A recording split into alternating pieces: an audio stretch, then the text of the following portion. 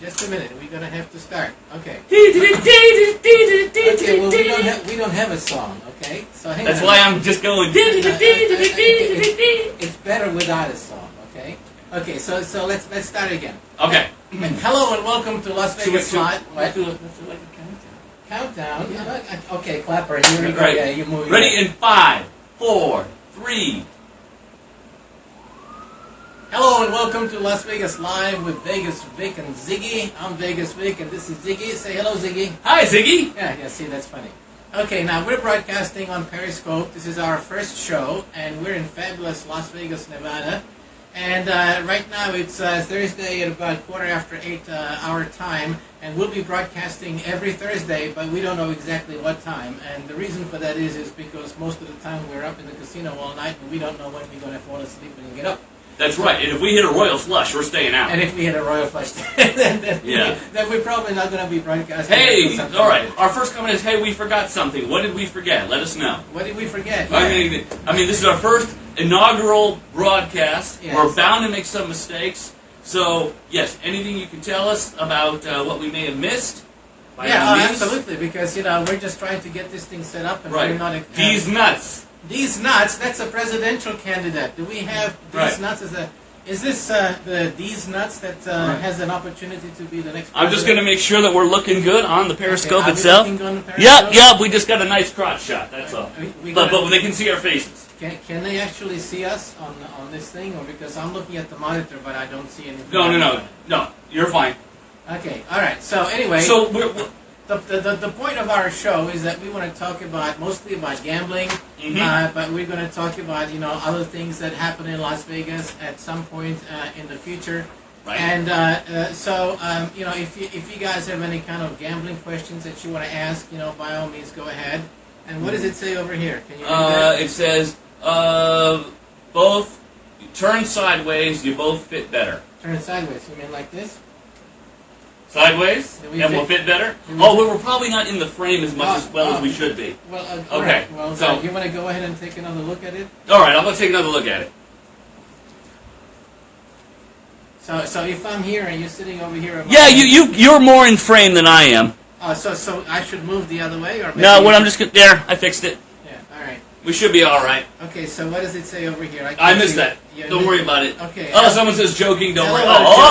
Joking. All right. So what we? I want to start. Just a minute. We got a wise guy over here. We're gonna have lots of wise guys. I know it's okay if we have wise guys, but we're trying to get set up over here. Now what's over here? Now he's saying what happens in Vegas stays in Vegas, including my money. Well, that's true. Because now let me tell you a story. That's a very good point. Okay. Okay. I want to tell everybody a story. I've been in Las Vegas for 33 years. Okay, I'm dating myself. All right. I'm not a young buck anymore. Okay, but we don't know how old you are. So when year did you come to Las Vegas? When I was just a little baby.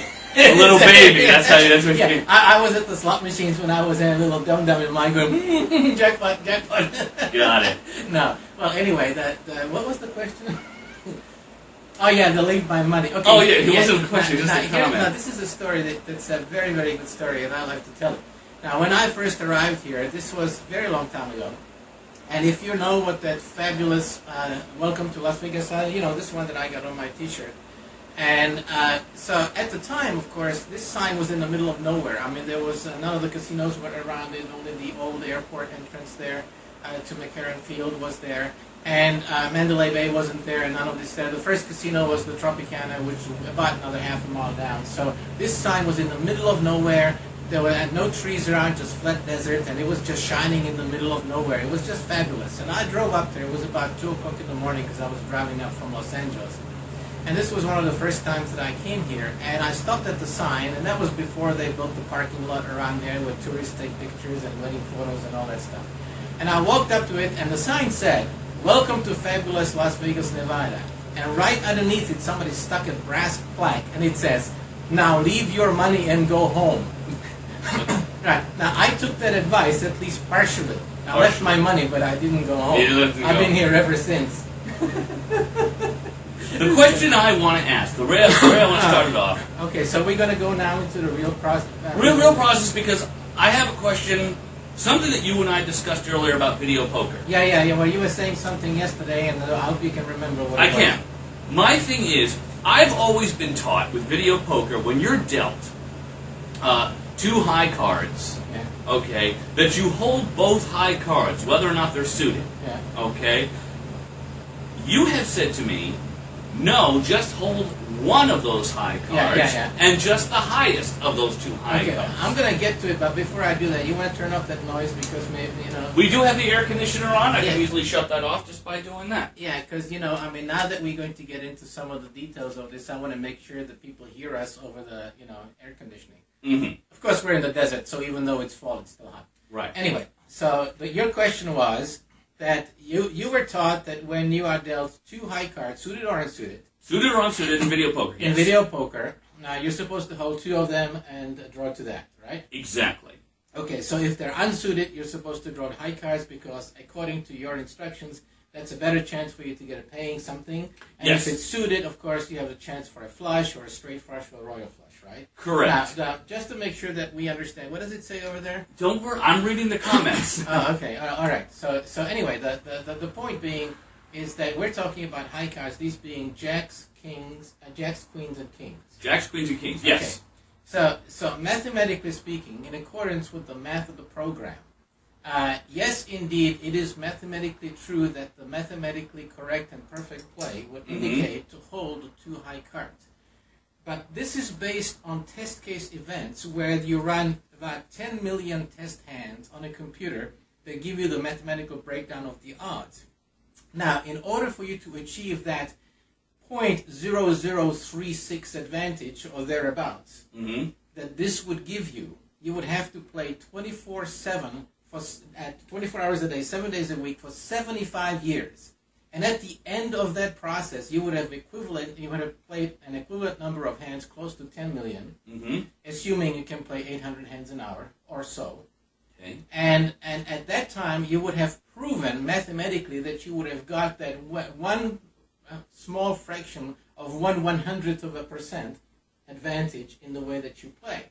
But that's not the way that human beings play, and it's also not the way that the machines themselves play. Now, I've been playing video poker ever since it arrived. Video poker hit the casino market in the late 1970s, and by the time I got here, it was already there. It was the old video machines that you put coins in there. It was mostly called jacks or better. Yes. And so I've been playing them for more than 30 years, and I can tell you just from personal experience that in my case, and I've played millions of hands, it has turned out that in the human time frame as opposed to a computer time frame, it is better to hold the high card. Now, you can make a choice to hold the high card or the low card. Now, let's say, for example, that you have a jack and a king. Okay. I personally would always hold just the king.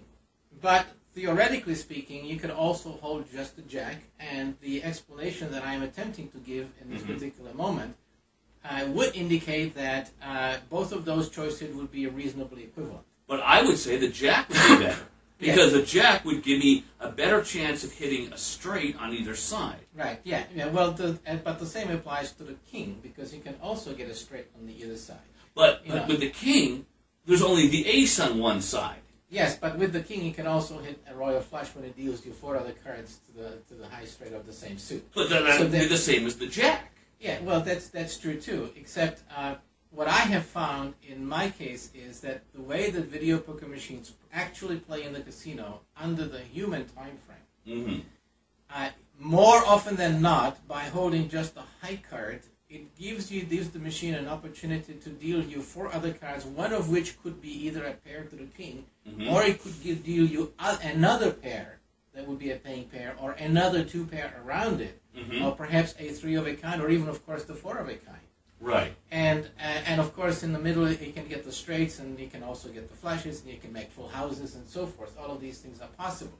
But the idea behind holding the one card is because if you hold 2 cards, the second card is what's called a blocker. A blocker. A blocker. The reason why it's called a blocker is because by holding that second card, you block the machines from dealing you a card that may have resulted in a pay. Now, the idea behind this is to turn what's a non-paying event, namely nothing where you get no money, to get as many times your money back, 1-to-1 payoff for a paying pair. So the idea is to hold that one card, allow the machine to not have a blocker, to have the other 4 open, and give the machine a chance to deal you a winner of some kind where otherwise you would not have had one.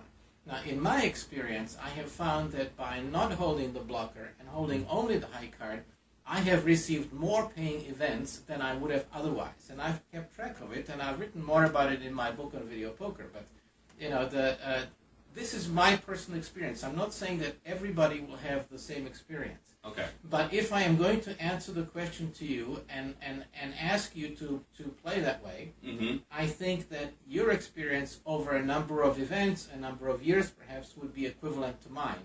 And, so from my perspective, I'm not disputing the mathematics of it.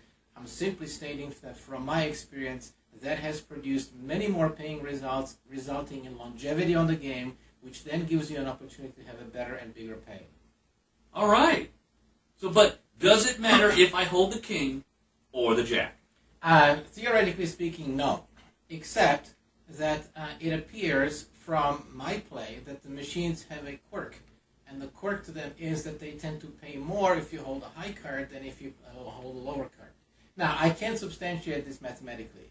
Anybody could say that this is just merely my superstition and that I simply see events that other people would not see. That's very much possible and plausible. All I can say that from my playing experience, I have found that doing it the way I am describing results in more pays more often than if it was done the other way around. Now, I have watched, if I have an event with a jack or a king, and I hold a king, I watch to see if I would have received a pay holding the jack. Sometimes I would have, and sometimes I wouldn't, but the predominant majority of events results in holding that one single high card.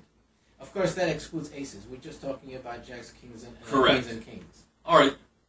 Aces, of course, you just always hold the ace, the one ace, all the time, right? Yeah, unless you're playing a machine with a progressive. So if you get an ace and a king and a queen, or an ace and two other cards to the royal, and if you're playing a progressive machine where the progressive meter has gone to a point where it becomes a mathematically expected value positive game. Oh, you're throwing a lot of big words at us here. Okay. Right. Now, first of all, I want to take a step back. Yeah.